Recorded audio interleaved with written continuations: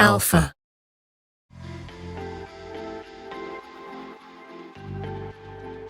Introducing auto-framing, using AI-based subject recognition technology that makes it possible to leave framing to the camera. With auto-framing, the camera will continuously adjust framing like an experienced camera operator. AI automatically recognizes the subject and begins framing, so professional-looking camera work starts the instant you enter the frame.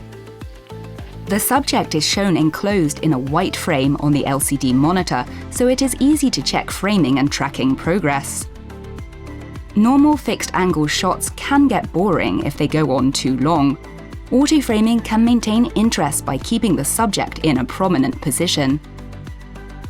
In addition to letting the camera select the auto-framing subject, the operator can specify any subject at any time.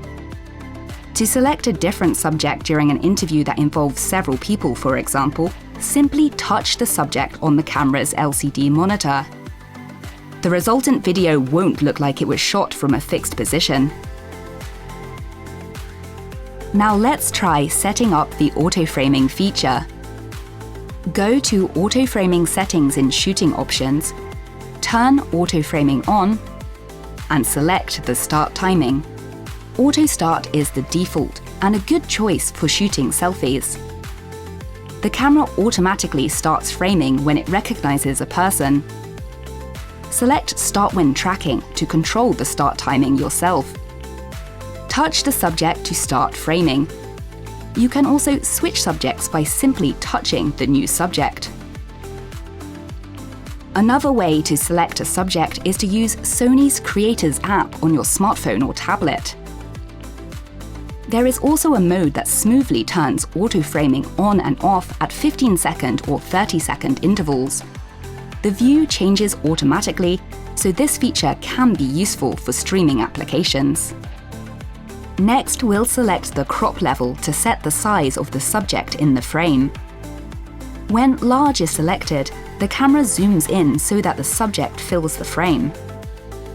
Selecting small has the opposite effect, making the subject appear smaller.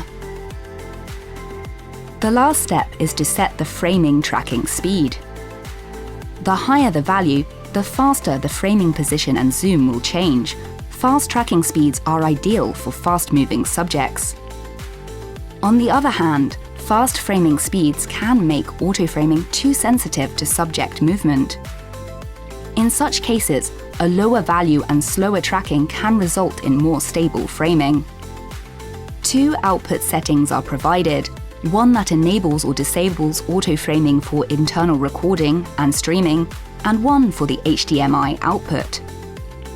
These can be set independently for each output type, so that different views can be output at the same time, making it easy to create multi-camera type footage with just one camera. With a little imagination, you'll be able to come up with many more applications than we have introduced here. Get creative and see what this versatile feature can do for you.